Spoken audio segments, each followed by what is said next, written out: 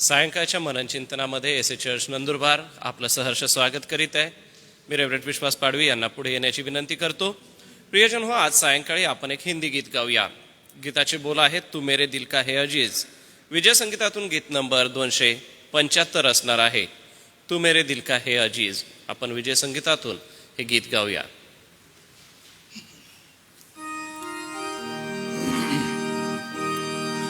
तू मेरे दिल का है अजीज, या मसीह या मसीह या मसीह.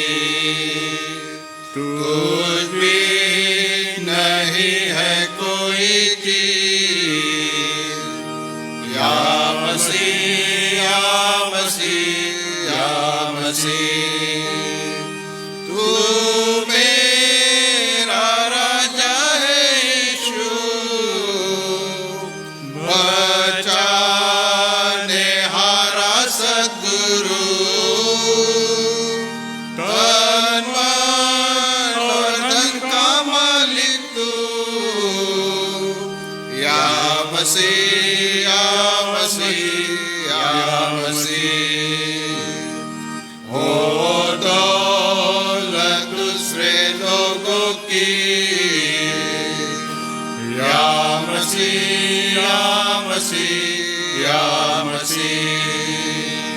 तू सच्ची दौलत है मेरी,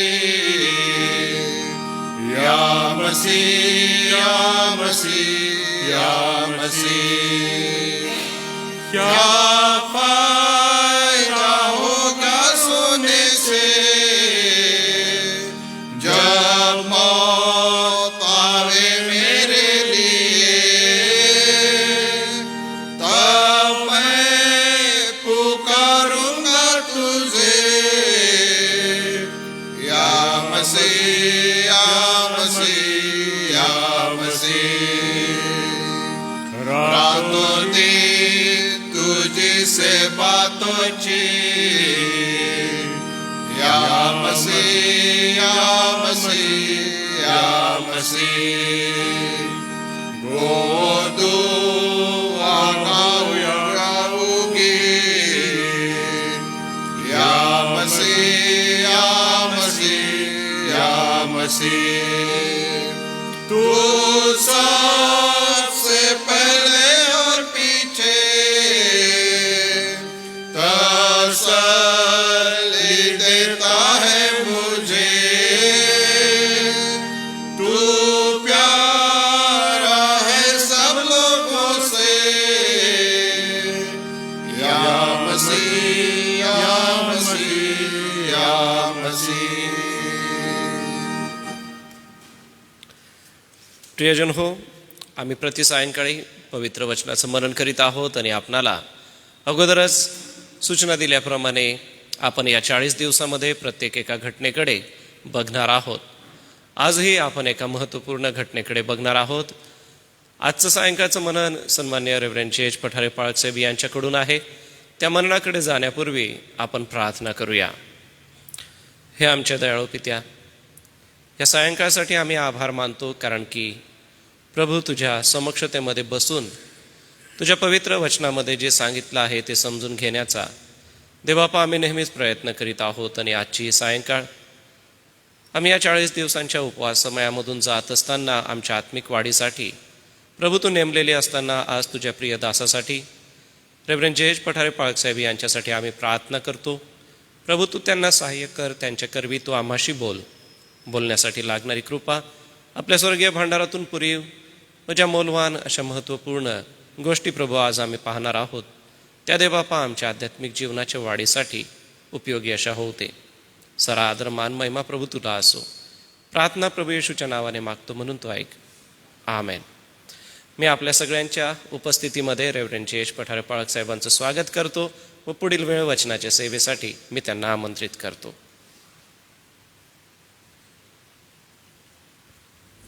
सर्वांना प्रभू येशूमध्ये सलाम.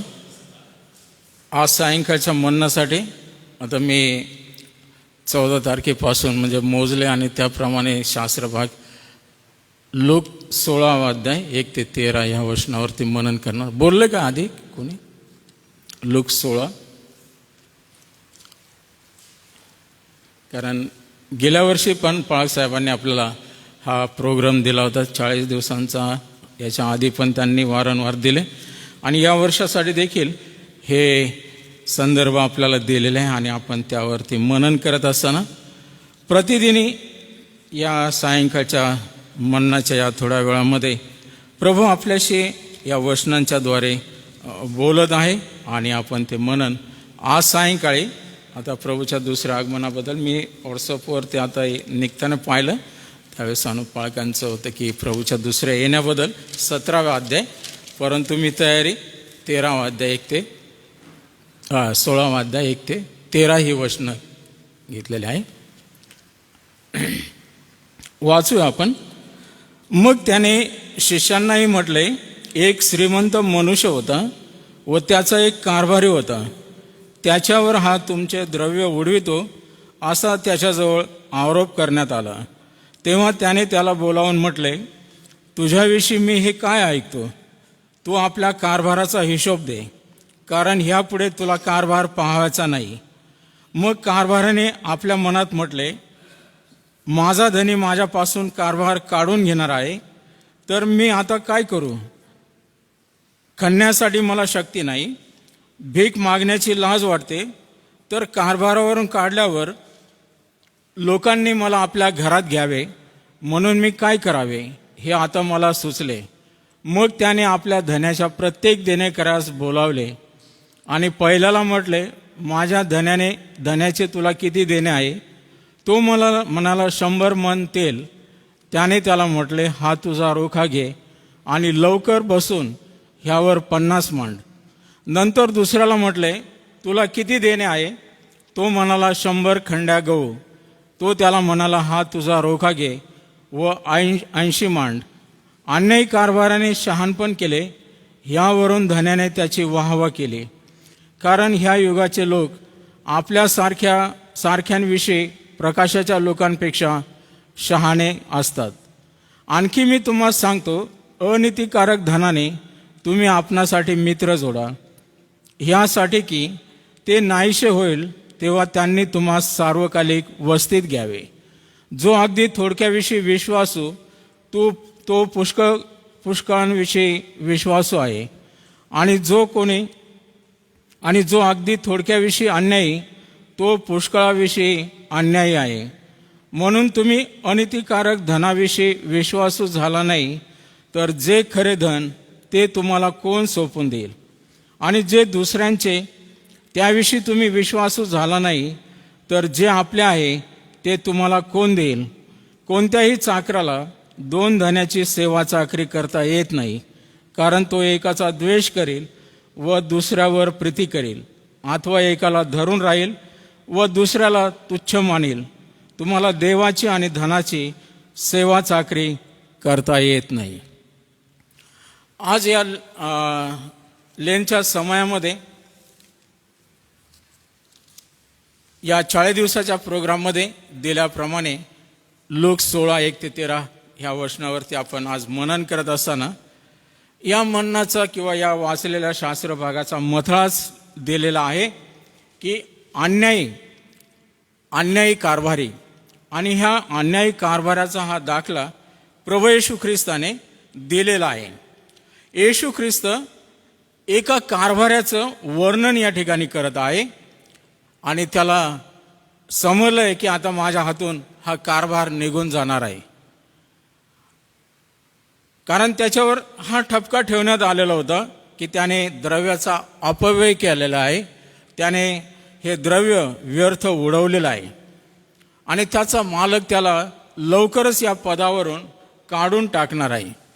हे समजल्याबरोबर त्याने शहाणपण केलं आणि आता कामावून काढून टाकल्यानंतर त्याला माहीत आहे की माझं कसं होणार, मला बाहेरचे लोक कशी मदत करणार, आणि म्हणून असं म्हटलेलं आहे की त्याने ही शहाणपणाची कृती केली. आणि त्याबद्दल प्रभू येशू ख्रिस्त या ठिकाणी आपल्याला सांगत आहे की त्याच्या या शहाणपणाच्या केलेल्या कृतीमुळे या धन्याने, या मालकाने ज्यांना कर्ज दिलेलं होतं त्या कर्जदारांना त्याने बोलावून घेतलं की बाबा रे, तुला किती कर्ज दिलं होतं? तो म्हणे 100 कंड्या इतके. आणि मग त्याने म्हटलं की इतके मान तेवढं ले. त्याने असं म्हटलं की बरोबर हिशोब, आणि लोकांनाही कर्ज घेणार आहेत त्यांनाही खुश केलं, धन्यालाही खुश करण्यासाठी असं म्हटलं की त्याने ही युक्ती केली, हा शहाणपणा केला. जरी या ठिकाणी धन्याची फसवणूक आहे, धन्याने ते एवढं दिलेलं आहे, पण याने जे काही मांडणी केली त्याच्यामध्ये ही चलाखी केलेली आहे. तरी पण त्याच्या मालकाने त्याची वाहवा केली, त्याची प्रशंसा केलेली आहे या शहाणपणाबद्दल. त्याच्या मनामध्ये हा विचार आलेला आहे की मी कमजोर आहे, मला खड्डे खोदण्यासाठी किंवा मोलमजूर करण्यासाठी आता शक्ती नाही, मला लाज वाटेल. आणि म्हणून असं म्हटलं की त्याने या ज्यांनी कर्ज घेतलं त्यांना बोलावून ही युक्ती केली, त्यांना मदत केली. आणि त्याला ही अपेक्षा होती की समजा मला कामावून काढलं, माझी नोकरी गेली, तर हे लोक मला सहज मदत करतील. आणि या शहाणपणामुळे असं म्हटलं की जरी मालकाची फसवणूक आहे, हा अप्रामाणिकपणा आहे कारभारामध्ये, तरी पण शहाणपणाने केलेल्या या कृतीमुळे धन्याने त्याची प्रशंसा केलेली आहे. धन्याने त्याच्या अप्रामाणिकपणाबद्दल त्याची वाहवा केलेली नाही, तर शहाणपणाबद्दल प्रशंसा केलेली आहे. आणि म्हणून प्रभू येशू ख्रिस्त या दाखल्यामधून आपल्याला काही गोष्टी शिकवू शकतो, किंवा या दाखल्याचा अर्थ आपण या 3-4 गोष्टीवरून आपण समजून घेणार आहोत की असं या माणसाने केलेलं शहाणपण, त्याची चतुराई जी आहे त्याप्रमाणे आपण वागावं, पण अप्रामाणिक आपण असू नये. शहाणपणाने, चतुराईने आपण वागावं, परंतु अप्रामाणिकपणा आपल्यामध्ये असू नये. प्रकाशाचे लोक म्हणजे ख्रिस्ती लोक, इतरांबरोबर आपण जेव्हा व्यवहार करतो, इतरांबरोबर आपलं जे वागणं आहे ते पुष्कदा शहाणपणाचं नाही, चतुराई नाही. आणि म्हणून असं म्हटलं की चटकन आपल्याला या व्यक्तीसारखे मित्र मिळवता येत नाही, किंवा आम्ही बनवतही नाही. आणि कधी असं आपल्याला वाटतं की आपण इतरांची मदत करण्याच्या ऐवजी अनेकांना दुखावतो. हे ख्रिस्ती विश्वासणाऱ्यांच्या जीवनामध्ये पाहायला मिळतं. आणि ते त्यांच्या भविष्यासाठी असं म्हटलं की व्यवस्था करत नाही, चिंता करत नाही, भविष्याची तरतूद. आणि या ठिकाणी ते चटकन समस्येमध्ये, अडचणीमध्ये पडतात. म्हणून त्यांनी चतुर असावे असं प्रभू येशू ख्रिस्त या दाखल्यामधून दाखवत आहे. चतुरपणा असं म्हटलं की आमच्या विश्वासाच्या जीवनामध्ये फार महत्त्वाचं आहे. मत्तय 10:16 प्रभू येशू ख्रिस्ताने सापाचं उदाहरण दिलेलं आहे. सापासारखे चतुर असावे, परंतु असं म्हटलेलं आहे की त्या ठिकाणी आणखीन त्याने म्हटलं कबुतरासारखे साळसूद. याचा अर्थ तुम्ही या कबुतरासारखे निरुपद्रवी असावे. आणखी एक अर्थ त्याचा आणखी असाही निघतो की जे ख्रिस्ती विश्वासणारे आहेत, जसे जगिक लोक जगिक लाभासाठी, फायद्यासाठी अतिशय चतुर आणि शहाणे असतात. जगिक फायद्यासाठी हे लोक चतुराईने, शहाणपणाने ते वागतात. तसे आपण आत्मिक जीवनासाठी, आत्मिक लाभासाठी शहाणे आणि चतुर बनलं पाहिजे.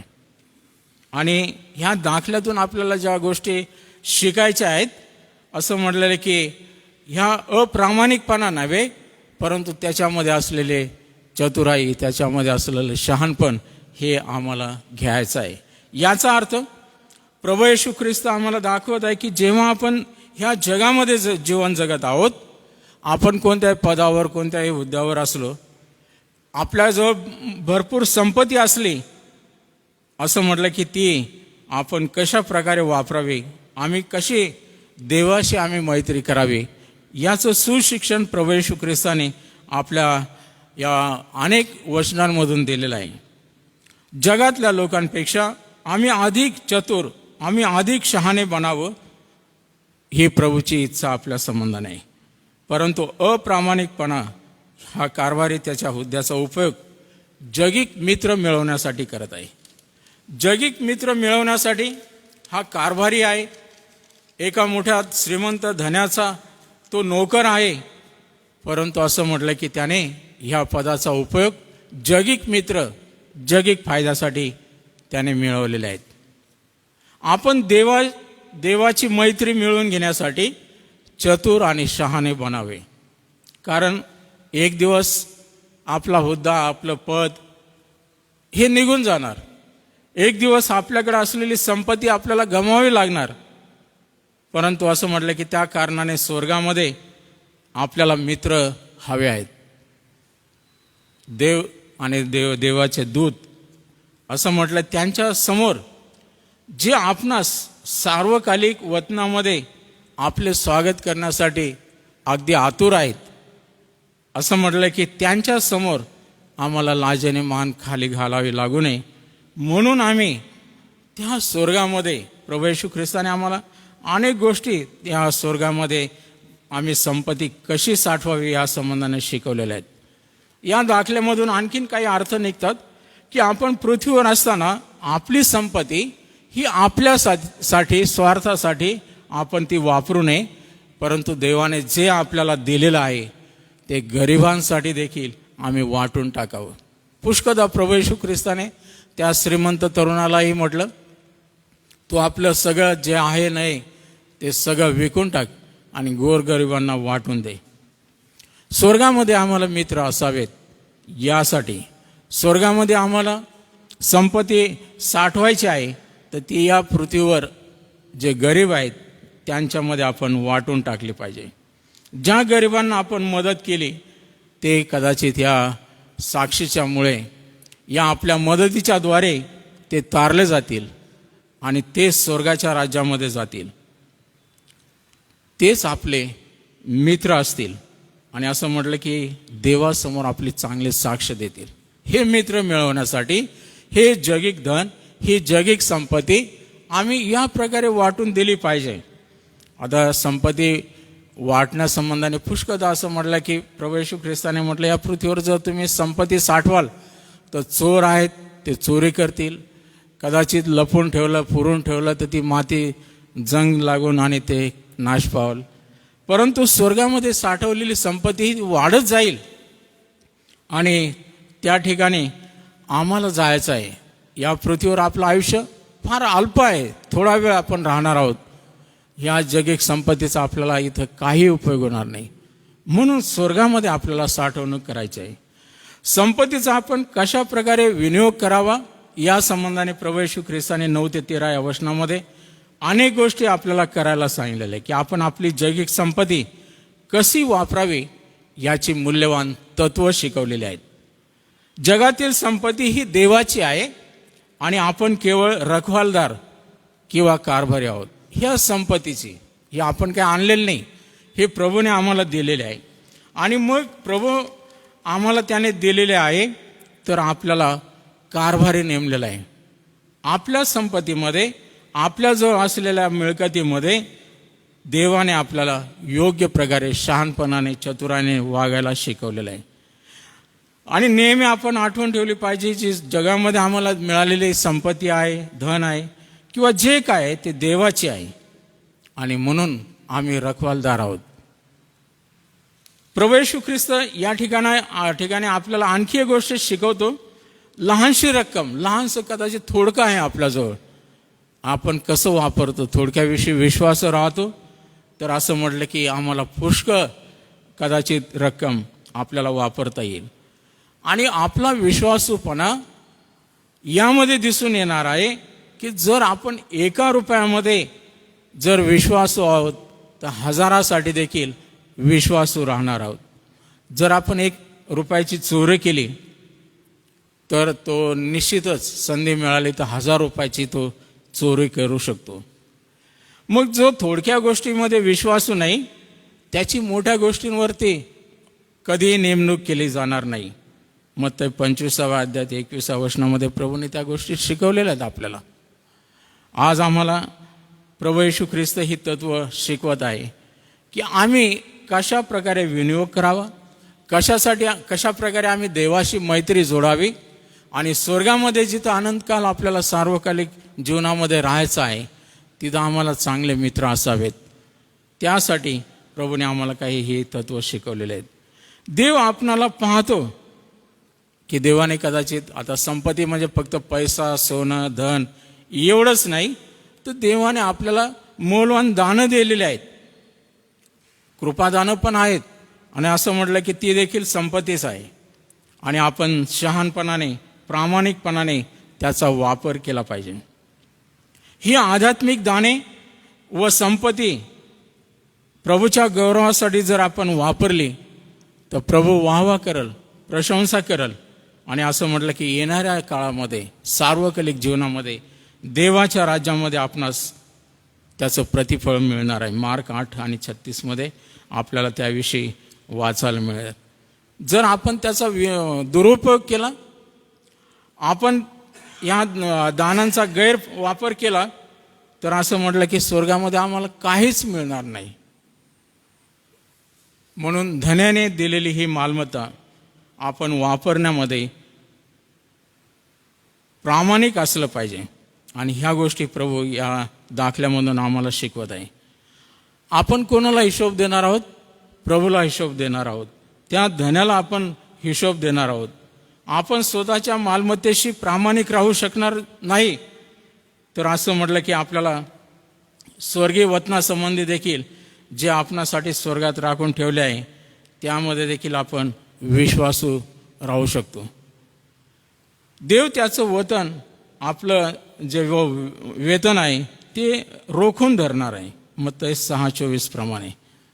प्रियानो, आपण फार भय बाळगून जर आपण चाललो तर देव त्याबद्दल आपल्याला आशीर्वाद दिल्याशिवाय राहणार नाही. आता त्या ठिकाणी 9व्या वचनाचं जे अनितीकारक धनाने तुम्ही आपणासाठी मित्र जोडा, यासाठी की ते नाहीसे होईल तेव्हा त्यांनी तुम्हा सार्वकालिक वस्तीत घ्यावे. ह्या धनाचा आम्ही अनितीकारक धनाने आपल्यासाठी मित्र जोडावेत असं नाही. या अन्यायी कारभाराने ते प्रकार केला, परंतु त्याने आपल्यासाठी ते मित्र जोडले. देवाच्या राजासाठी आम्हाला आपलं खरं धन ते वाटून द्यायचं आहे आणि त्या मिळालेल्या धनाने आपल्याला खरे मित्र मिळवायचे आहेत. देवाच्या राज्यात जे आत्मे मिळवण्यासाठी खटाटोप आपण करतो, कधी कधी असं म्हटलं की आपले श्रम, आपलं जीवन हे आपण खर्ची घालतो, तर प्रभू म्हणाल, शाबास भल्याने विश्वासू दासा, तू थोडक्याविषयी विश्वासू राहिलेला आहे, मी बहुतांवर तुझी नेमणूक करेल. या मिशनरी सेवा कार्याचा इतिहास आपण ज्यावेळेस उजळणी करतो त्यावेळेस फक्त भारताचा आपण विचार करतो, परंतु अशा खडतर अशा भागांमध्ये गेलेले मिशनरी, जे नरहिंसक लोकांमध्ये गेलेले मिशनरी, त्यांनी आपल्या जीवाची पर्वा केली नाही. त्यांनी आपलं जीवन खर्ची घातलं. आपल्या भारतातलं एक ताजं उदाहरण आपल्याला माहीत आहे. थोड्या दिवसापूर्वीच ग्रॅम स्टेन आणि त्याची 2 लेकरं, ज्यांनी 40 वर्ष त्या महारोग्यांची, कुष्ठरोग्यांची सेवा केली. आणि ती सेवा करत असताना, अनेकांना साक्ष देत असताना अनेक लोक प्रभूच्या राज्यात आले. दुष्टांना, सैतानाला, त्या विरोधकांना ते आवडलं नाही, जाळून त्यांना मारलं. दोषी नसताना, एक चांगलं कार्य करत असताना आपला प्राण त्यांना द्यावा लागला. परंतु त्यांच्या मृत्यूने, त्यांच्या साक्षीने अनेकांचं परिवर्तन झालं, अनेकांचं तारण झालं. म्हणून प्रियानो, आपण ह्या दाखल्यांकडे पाहत असताना थोडं आत्मिक दृष्टीने वरवर पाहू नये आणि आत्मिक दृष्टीने त्याचा गर्भितार्थ जर समजून घेतला तर आपल्याला मोलवान त्याच्यातले आशीर्वाद बाहेर पडतील. उदाहरण देतो, आता आहे 5 मिनिट. थोमाचं उदाहरण भारतामध्ये आला. गोंडाफोरस राजांच्या त्या सेवेसाठी त्या राजाने महाल बांधायला बोलवलं. आता त्या दंतकथा आहेत, आख्यायिका आहेत, परंतु आपल्याला माहीत आहे साऊथ इंडियामध्ये त्याने सर्व राजाची मालमत्ता, धन जेवढं त्याला मिळालं ते सर्व स्लम एरियामध्ये जाऊन धन त्याने लोकांना वाटून टाकलं आणि ह्या गरिबांची सेवा करत राहिला. राजाने सहज विचारलं की तू माझ्यासाठी महाल बांधत आहे, मला पाहायचं आहेच. आणि तो म्हटलं चला मी दाखवतो. आणि ह्या गरिबांच्या वस्तींमध्ये इकडं तिकडं त्या राजाला फिरवू लागला. त्यावेळेस त्या राजाला फार राग आला. माझं धन याने अशा प्रकारे उधळलं, माझी फसवणूक केली, म्हणून याला मोठी शिक्षा दिली पाहिजे. आणि देहांताची शिक्षा, फाशीची शिक्षा त्या राजाने त्याला दिली म्हणजे ठराव केला आणि त्याला तुरुंगात टाकलं. आणि मग तो राजा, त्याला स्वप्न पडलं रात्री झोपेत, आणि स्वप्नामध्ये तो स्वर्गात गेला आणि स्वर्गातले महाल तो पाहत होता. आणि त्या स्वर्गामध्ये देवदूत त्याला फिरवत असताना एक अति भव्य दिव्य सुंदर असा महाल त्याने पाहिला. आणि त्याने म्हटलं हा महाल कोणाचा आहे?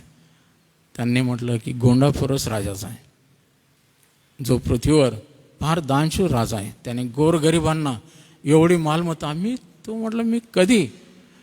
आणि मग त्या देवदूतांनी सांगितलं, जो व्यक्ती तुझ्याकडे आलेला आहे, ज्याने प्रभू येशू ख्रिस्ताच्या साक्षीसाठी आपलं सर्वस्व वाहून दिलेलं आहे, तो उत्तम कारागीर तुझ्यासाठी हा महाल बांधायला देवाने पाठवलेला आहे. त्या राजाचे डोळे उघडले, झोपेतून जागा झाला. अरे रे, मी तर ह्या व्यक्तीला आता फाशी देणार होतो उद्या. आणि मग त्याने लोकांना जमवलं आणि सांगितलं ह्याला मी माफ करत आहे. माझ्यासाठी खरोखर याने उत्कृष्ट असा महाल स्वर्गामध्ये बांधलेला आहे. आणि त्या राजाने त्याला आणखीन मदत केली. आणि त्या थोमाची सेवा साऊथ इंडियामध्ये आपल्याला त्याच्या सेवेचा इतिहास माहिती आहे. देवाच्या राज्यामध्ये, स्वर्गामध्ये संपत्ती साठवण्यासाठी या पृथ्वीवर वेचणं, विकून टाकणं, देणं, मदत करणं हे प्रभू आम्हाला शिकवत आहे. मुस्लिम लोक त्या रोजांच्या दिवसांमध्ये जकात करतात, देतात. ते टॅक्स 40% देतात. गोरगरिबांना ते अन्नदान करतात, कपडे वाटतात. आता ही वचनं त्यांना कदाचित माहीत आहेत, ते चुकून माकून त्या मोहम्मदांनी त्या कुराणमध्ये लिहिलेले आहेत आणि त्याप्रमाणे ते करतात. कदाचित या लेनच्या दिवसामध्ये आपण उपवास करतो, त्याग करतो. आणि ह्या त्यागामध्ये आम्हाला हे पण समजलं पाहिजे रहस्य की प्रभूने आम्हाला या पृथ्वीवर ठेवलेलं आहे, हे आपलं कायमचं ठिकाण नाही. आणि जर हे कायमचं ठिकाण नाही, जिथं आपल्याला सार्वकालिक वतनामध्ये जायचं आहे, त्या अनंतकालिक जीवनाची तरतूद आपण केली पाहिजे. आणि त्यासाठी आपल्याला सर्वस्व विकावं लागलं, सर्वस्व खर्ची करावं लागलं, तरच आपल्याला स्वर्गामध्ये संपत्ती साठवता येईल. अनैतिकारक धनाने नव्हे, परंतु जे काही असेल आपल्याकडं त्याने आपण योग्य मित्र प्राप्त करू. आपण देवा या मन्नाच्या द्वारे आपणाला आशीर्वाद देऊ. थँक्यू.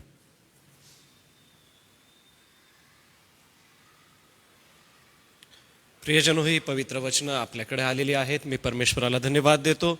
मी पाळक साहेबांचं मनपूर्वक आभार मानतो आजच्या या पवित्र वचनाच्या सेवेसाठी. आणि प्रियांनो, आमचं प्रभूशी असलेलं जे नातं आहे ते आम्ही मजबूत बनवूया व आपलं त्याच्याबरोबरचं नित्य दैनंदिन जीवन अधिक मजबूत करूया. या पवित्र वचनासाठी पुन्हा एक वार परमेश्वराला धन्यवाद असो. उपकार स्तुतीचे विषय आपल्याकडे आहेत. प्रभूला धन्यवाद असो, कारण की पाळकीय शिबिर, महिला मंडळाचं शिबिर, सोबतच ज्या प्रभूने आम्हाला SAMला ज्या इमारती दिल्या, चर्च बिल्डिंग्स आहेत, शाळेच्या बिल्डिंग्स आहेत, त्यांच्याही उपकार स्तुती प्रार्थना अगदी चांगल्या झाल्या, आशीर्वादित झाल्या. त्यासाठी एक आभाराची प्रार्थना आपण करणार आहोत. सोबतच आपण आजारी प्रियजनांची आठवण करूया की प्रभुदेव आपल्या मंडळीतील आजारी प्रियजनांना आरोग्य देव. सोबतच या दिवसांमध्ये उपवास प्रार्थनेत समय घालवत असताना प्रभुदेव बाप आपल्या सगळ्यांना त्याची कृपा, त्याचा अनुग्रह देव.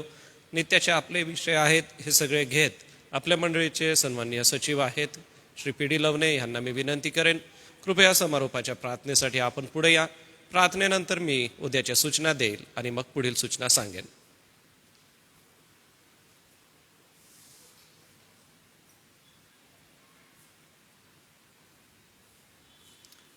हे माझ्या पवित्र सन्निधीश पवित्र परमेश्वरा, तुझ्या नावाला धन्यवाद असो, तुझी स्तुती असो. पवित्र परमेश्वरा, आजच्या वचनासाठी पवित्र परमेश्वरा आम्ही तुझे आभार मानतो. पवित्र परमेश्वरा, आम्हाला जे गहन आणि सत्यवचन जे ऐकायला मिळालं पैतृमिश्रा, त्याबद्दल आम्ही तुझी स्तुती करतो, तुझे आभार मानतो. तू पाळक साहेबांना पण सहाय्य केलंस, त्याबद्दलही आम्ही आभार मानतो. पैतृमिश्रा, या दुःख सहनाच्या पुढे येणाऱ्या दुःख सहनामध्ये पैतृमिश्रा जे वक्ते येणार आहे त्यांच्यावर तुझा विपुल आशीर्वाद पाठव.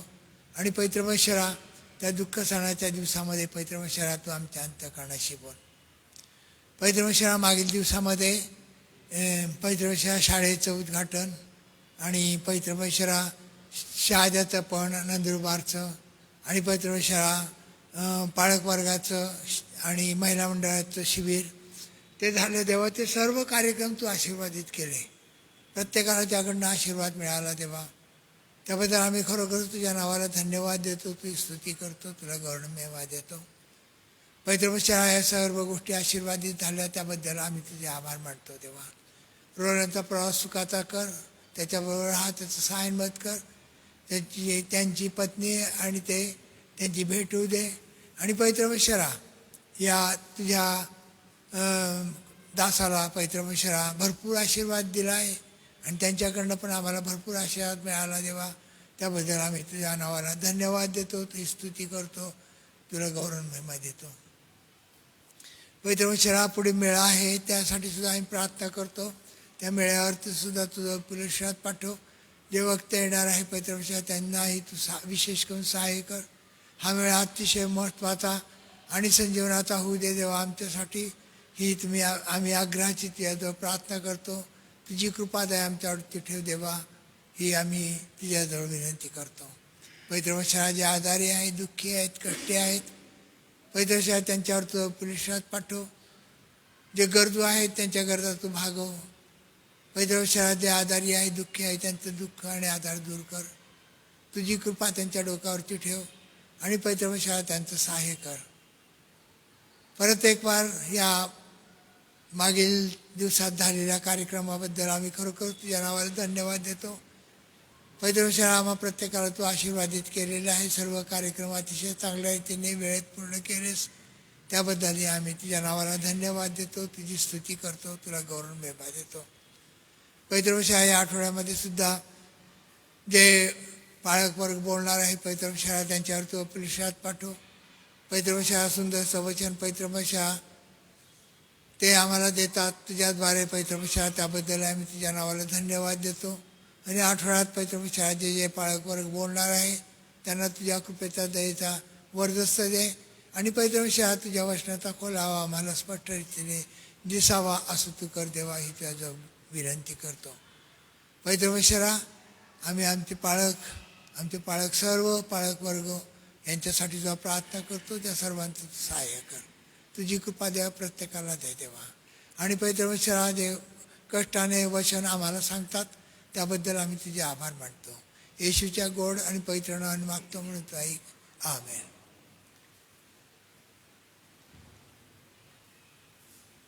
धन्यवाद. उद्यासाठी सूचना आहे. उद्या सकाळी बुधवारचा बायबल स्टडी असणार आहे. वेळ असणार आहे सकाळी 10 ते 11.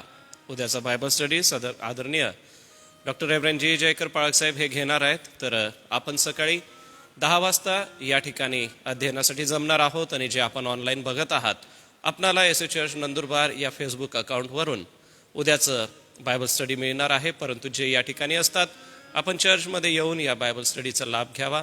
डॉक्टर रेव्हरंड जी जयकर पाळक साहेब हे आपल्याला उद्या अध्ययन देतील. उद्या सायंकाळी 4:30 वाजता महिला मंडळाची जी सभा आहे ती क्षितिजा जावरे भारती यांच्या घरी आहे. B221 5व्या लाईनमध्ये कल्याणी रेसिडेन्सी तळोदा रोड या ठिकाणी प्रार्थना सभा आहे. तळोदा रोड कल्याणी रेसिडेन्सी आणि B221 हा त्यांचा प्लॉट नंबर आहे. महिला मंडळ त्या ठिकाणी प्रार्थनेसाठी जाईन. सोबतच जो प्रार्थना गट या ठिकाणी आहे, आदरणीय पाळक वर्ग मंडळीचे वडील प्रियजन, आपणाला देखील या प्रार्थनेसाठी त्यांनी आमंत्रित केलेलं आहे. तर कृपया आपण या सूचनेकडे लक्ष द्यावं व या विनंतीचा मान देत आपण प्रार्थनेला हजर असावं. सोबतच सायंकाळी 6 वाजता आपण या ठिकाणी मनन चिंतन घेणार आहोत. उद्या सायंकाळचं मनन सन्मान्य रेव्हरंड LP वळवी पाळक साहेब यांच्याकडून असणार आहे. तर या महत्त्वपूर्ण सूचना उद्यासाठी आहे. यावेळेला आपण प्रभूने शिकवलेली प्रार्थना म्हणू. प्रभूच्या प्रार्थनेनंतर आदरणीय रेव्हरंड सॅमसन जय कृपाळक साहेब आपणाला विनंती असणार आहे, आपण पुढे यायचं, प्रभूचा आशीर्वाद द्यायचा, एक गीत आपण गाऊ आणि मग आजचं मनन आपण थांबवणार आहोत. हे आमच्या स्वर्गातील पित्या, तुझे नाव पवित्र मानले जाऊ, तुझे राज्य येऊ, जसे स्वर्गात तसेच पृथ्वीवरही तुझ्या इच्छेप्रमाणे हो. आमची रोजची भाकर आज तू आम्हास दे, आणि जसे आम्ही आमच्या ऋणास ऋण सोडितो तसेच तू आमचे ऋणे आम्हास सोड, आणि आम्हास परीक्षेत आणू नकोस, तर आम्हास सर्व वाईटापासून सोडीव, कारण की राज्य, सामर्थ्य आणि गौरव ही सर्व काळ तुझीच आहे. आमेन.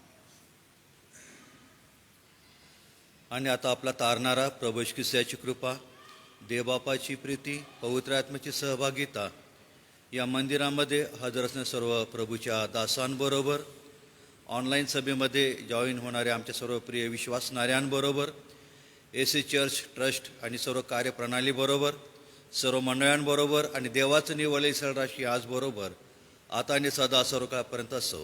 आमेन.